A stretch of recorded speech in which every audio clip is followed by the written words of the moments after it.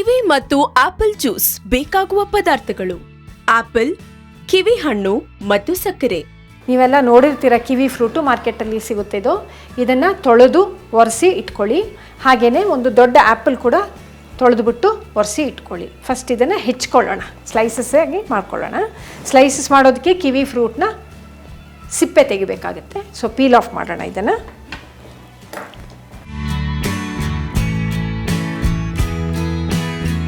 ಹಣ್ಣಾಗಿರಬೇಕು ಕಿವಿ fruit. ತುಂಬ ಗಟ್ಟಿಯಾಗೂ ಇರಬಾರ್ದು, ತುಂಬ ಹಣ್ಣಾಗೂ ಇರಬಾರ್ದು.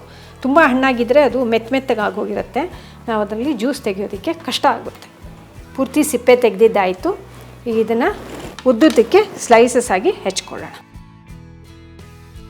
ನೋಡಿದ್ರಲ್ಲ, ಇದರಲ್ಲಿ ಸಣ್ಣ ಬೀಜಗಳಿರುತ್ತೆ ಮಧ್ಯದಲ್ಲಿ. ಈ ಮಧ್ಯದ ಬಿಳಿ ಭಾಗನ ತೆಗೆದುಬಿಡೋಣ. ಅದನ್ನು ಜ್ಯೂಸಿಗೆ ತೊಗೊಳ್ಳೋದು ಬೇಡ. ಉದ್ದುದ್ದ ಸ್ಲೈಸ್ ಆಗಿ ಮಾಡಿಕೊಳ್ಳೋಣ. ಈಗ ಆ್ಯಪಲನ್ನು ಹೆಚ್ಕೊಳ್ಳೋಣ. ಮುಂಚೆನೇ ಹೇಳ್ದಂಗೆ ಅದನ್ನು ತೊಳೆದು ಒರೆಸಿ ರೆಡಿ ಮಾಡಿ ಇಟ್ಟಿರ್ತೀವಿ.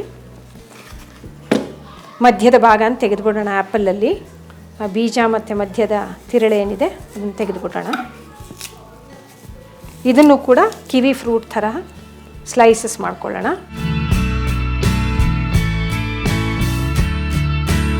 ನಾವು ಜ್ಯೂಸನ್ನು ಉಪಯೋಗಿಸದೆ ಮಿಕ್ಸರಲ್ಲಿ ಮಾಡ್ತಿರೋದ್ರಿಂದ ಇದನ್ನು ಸಣ್ಣ ಹೋಳುಗಳನ್ನಾಗಿ ಮಾಡಿಕೊಂಡ್ರೆ ಬೇಗ ಜ್ಯೂಸು ಸಿಗುತ್ತೆ ನಮಗೆ.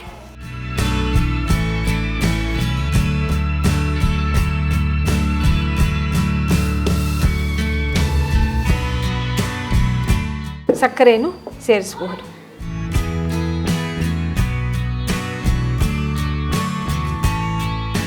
ನಾನು 2 ಚಮಚ ಸಕ್ಕರೆ ಹಾಕ್ತಾ ಇದ್ದೀನಿ ಇದಕ್ಕೆ.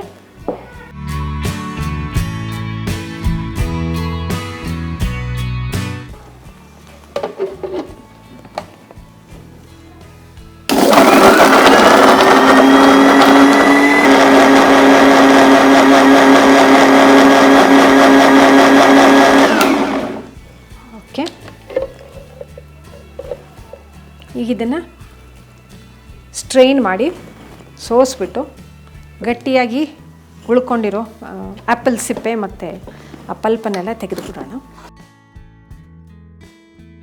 ಇವಾಗ ಆಗಿದೆ ಇದು. ಇದನ್ನು ಈಗ ಸ್ಟ್ರೈನರ್ ಮೂಲಕ ಸೋಸಿಬಿಟ್ಟು ಬರೀ ಜ್ಯೂಸನ್ನು ಮಾತ್ರ ತೆಕ್ಕೊಳ್ಳೋಣ.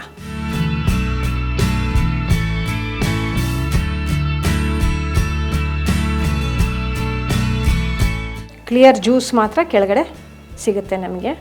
ಅದನ್ನು ಲೋಟಾಗೆ ಹಾಕಿ ಕುಡಿಯಬಹುದು.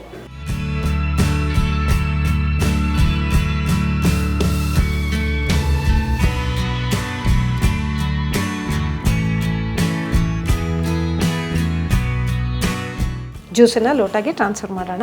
ನೋಡಿದ್ರಲ್ಲ, ರುಚಿಯಾದ ಕಿವಿ ಆ್ಯಪಲ್ ಜ್ಯೂಸ್ ರೆಡಿಯಾಗಿದೆ.